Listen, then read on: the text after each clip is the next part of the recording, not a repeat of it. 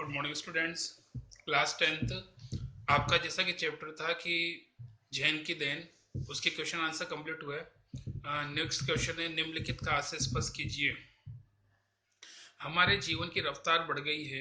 यहाँ कोई चलता नहीं बल्कि दौड़ता है, कोई बोलता नहीं बकता है। हम जब अकेले पढ़ते हैं तब अपने आप से लगातार बड़बड़ाते रहते हैं। जैसा कि मैंने आपको बताया था कि यहाँ पे जापानियों की जो मनोदशा है वो इसके लिए जिम्मेदार है, क्योंकि जापानियों ने अमेरिका से प्रतिस्पर्धा की और इसी कारण उनकी जो सामान्य गति है वो असामान्य हो गई। लेखक जापानियों की मनोदशा का वर्णन करते हुए कहते हैं, जापान के लोगों के जीवन की गति इतनी तीव्र हो गई है कि यहाँ लोग सामान्य जीवन जीने के बजाय असामान्य होते जा रहे हैं। वे चलने के बजाय दौड़ने लगे हैं, वे बोलने के बजाय बकने लगे हैं, अकेले में बड़बड़ाते रहते हैं, क्योंकि उनमें प्रत्येक कार्य में अमेरिका से आगे निकलने की प्रतिस्पर्धा की भावना घर कर गई है। इसी कारण वे तनावपूर्ण जीवन व्यतीत करते हैं। अमेरिका से प्रतिस्पर्धा है और इसी कारण उन्होंने वैसा किया है। Next question 4। सभी क्रियाएं इतनी गरिमापूर्ण ढंग से की कि उसकी हर भंगिमा से लगता था मानो जय जयवंती के सुर गूंज रहे हों। यहाँ पे जैसा कि लेखक अपने मित्र के साथ जापान की टी सेरेनी में गया तो चाजीन ने उसे झुककर स्वागत किया। लेखक को वहां का वातावरण बहुत शांति प्रिय प्रतीत होता है।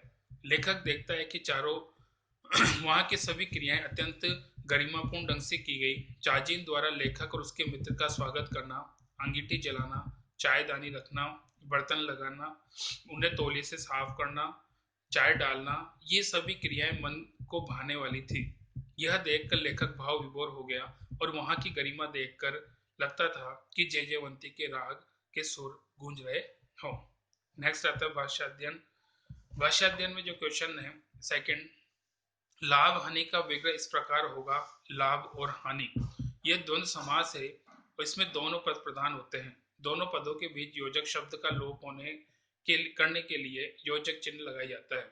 अन्य उदाहरण इस प्रकार से हैं, जैसे माता पिता, माता और पिता, सुख दुख, सुख और दुख, अन्न जल, अन्न और जल, देश विदेश, देश और विदेश, पाप पुण्य, पाप और पुण्य, दिन रात, दिन और रात, घर बाहर, घर और बाहर।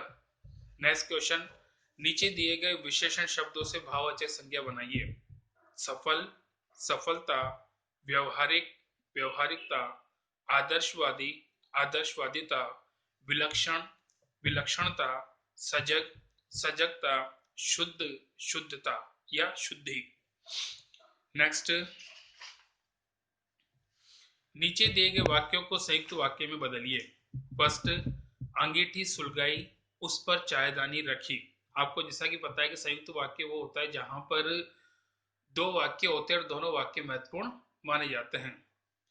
अंगीठी सुलगाई और उस पर चायदानी रखी। सेकंड, चाय तैयार हुई, उसने वह प्यालों में भरी। आंसर है चाय तैयार हुई और उसने उसे प्यालों में भरी। थर्ड, बगल के कमरे से कुछ सामान, कुछ बर्तन ले आया। सेकंड, तौलिए से बर्तन साफ किए। आंसर है बगल के कमरे से कुछ बर्तन ले आया और उन्हें तौलिए से साफ किए। नेक्स्ट क्वेश्चन, नीचे दिए गए वाक्यों से मिश्र वाक्य बनाइए। जैसा कि आपको पता है कि मिश्र वाक्य वो होता है जहां पे दो वाक्य होंगे लेकिन उनमें से एक वाक्य प्रधान होता है और दूसरा वाक्य उस पर आश्रित होता है। आंसर, फर्स्ट क्वेश्चन है चाय पीने की यह एक विधि है। सेकंड लाइन, जापानी में इसे चानोयू कहते हैं। आंसर होगा, क्योंकि दोनों शब्द और दोनों वाक्यों से कंप्लीट एक वाक्य बनेगा। चाय पीने की यह एक विधि है जिसे जापानी में चानोयू कहते हैं। सेकंड, बाहर बेडब सा एक मिट्टी का बर्तन था, उसमें पानी भरा हुआ था। आंसर है बाहर ऐसा बेडब सा मिट्टी का बर्तन था जिसमें पानी भरा हुआ था। थर्ड, चाय तैयार हुई, उसने वह प्यालों में भरी, फिर वह प्याले हमारे सामने रख दिए। आंसर है जैसे ही चाय तैयार हुई वैसे ही उसने प्यालों में भरकर हमारे सामने रख दी। नेक्स्ट क्वेश्चन,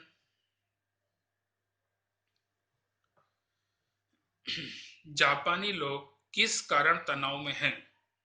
आंसर है जापानी लोग अमेरिका से आगे निकलने की होड़ में लग गए हैं। इस कारण वे शक्ति का अधिक से अधिक काम लेते हैं। इसके कारण उन्हें इतना समय नहीं कि वे अपनी इच्छाओं को पूरा कर सकें। इसी कारण वो तीव्र गति से दिमाग चलाते हैं, जिसके कारण तनाव बढ़ जाता है और वो तनावग्रस्त हो जाते हैं।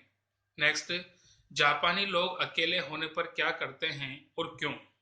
आंसर, जापानी लोग अकेले होने पर बड़बड़ाते रहते हैं।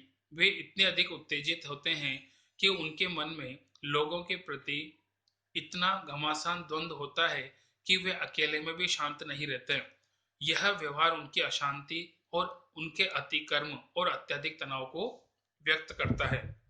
नेक्स्ट, लेखक ने टी सेरेमनी में चाय पान के समय क्या निर्णय लिया? लेखक ने टी सेरेमनी में चाय पीते समय यह निर्णय लिया कि वह कभी भी अतीत और भविष्य के बारे में नहीं सोचेगा। जैसा कि आपको बताया था कि जो आया नहीं है और एक गुजर चुका है। उसे लगा कि जो वर्तमान हमारे सामने है वही सत्य है। भूतकाल और भविष्य काल दोनों ही मिथ्या हैं, क्योंकि भूतकाल चला गया है, वह कभी नहीं आएगा, और भविष्य अभी आया ही नहीं है। अतः इन दोनों के बारे में सोचना छोड़कर वर्तमान में जीना ही जीवन का वास्तविक आनंद लेना है। नेक्स्ट,